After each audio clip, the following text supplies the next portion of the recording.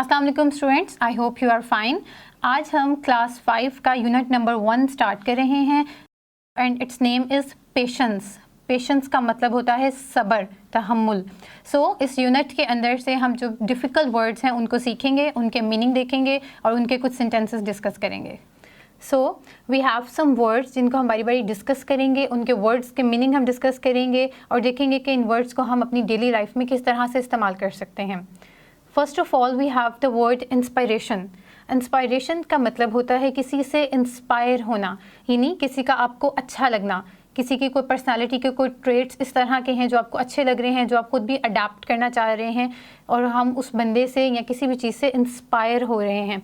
So it's meaning is a person और thing that motivates. कोई शख्स या कोई चीज़ जो आपको मोटिवेट करता है, यानी वो आपको उस काम को करने के लिए आपके अंदर जो है वो आपको इंस्पायर करता है। Next word is personality.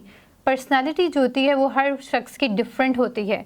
Personality में आपकी पर्सनालिटी के अंदर आपकी खूबियाँ भी आ जाती हैं, आपकी खामियां भी आ जाती हैं, आपकी लाइक्स, आपकी डिसलाइक्स, ये सब चीज़ें जो हैं किसी भी शख्स की एक पर्सनालिटी के अंदर होती हैं। So it's meaning is aspects of a person's character, यानी किसी भी पर्सन के करेक्टर के जो भी डिफरेंट एस्पेक्ट्स हैं, उसकी अच्छाइयाँ, उसकी बुराइयाँ या कोई भी उसके बारे में जो चीज़ें हैं, उसके ट्रेट्स हैं, वो सब उसकी पर्सनालिटी में आ जाते हैं।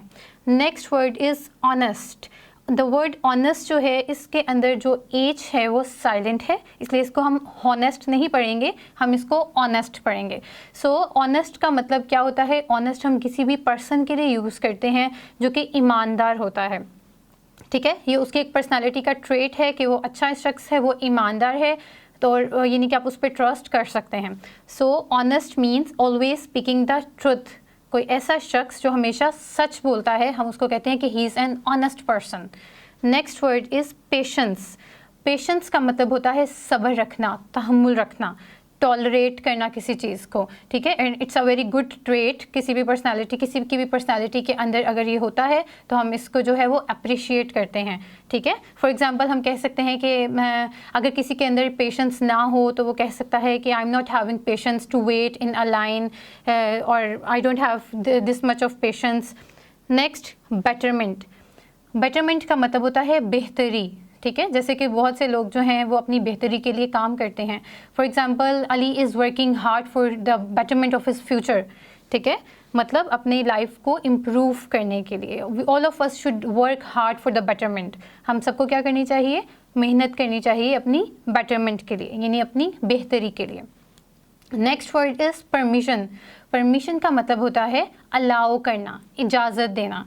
ठीक है, जैसे हम किसी से, टीचर है क्लास में, तो हम उससे क्या लेते हैं? परमिशन लेते हैं। अगर हमें कुछ बात करनी है, हम कहते हैं कि can I ask something, can I go outside the room, can I have water, तो फिर ये हम सब क्या कर रहे हैं? इसमें हम परमिशन ले रहे हैं। परमिशन क्या है? द एक्शन ऑफ अलाउइंग सम, किसी को अलाउ करना। ठीक है, किसी को हम जब अलाउ करते हैं उसे परमिशन दे रहे होते हैं। मॉक का मतलब होता है किसी को तंग करना। ये एक बैड एस्पेक्ट है, एक बैड पर्सनालिटी ट्रेट है जो कि हमें नहीं करना चाहिए है, किसी को टीज़ करना, किसी को तंग करना। The word is mock. Next word is enemy. Enemy का मतलब होता है दुश्मन।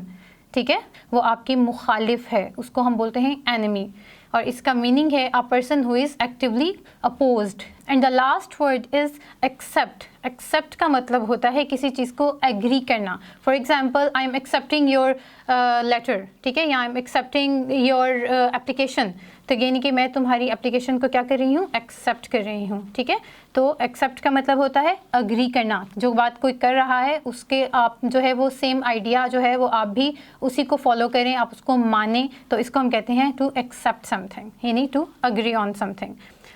हमने ये वर्ड्स देखे जो कि पेशेंस जो यूनिट है उससे बिलोंग करते हैं, उसके सारे ये डिफ़िकल्ट वर्ड्स हैं जिनके मीनिंग मैंने आपको बताए हैं। इसी तरह के और मीनिंग्स देखने के लिए आप गूगल कर सकते हैं, आप गूगल पे कोई भी वर्ड लिखकर आप उसका मीनिंग सर्च कर सकते हैं। ठीक है, अब उसके कैसे आपने उसको प्रोनाउंस करना है आप वो सर्च कर सकते हैं, और इसके अलावा आप डिक्शनरी जो है उसको भी इस्तेमाल कर सकते हैं जहाँ से आप और वर्ड जो है वो सीख सकते हैं।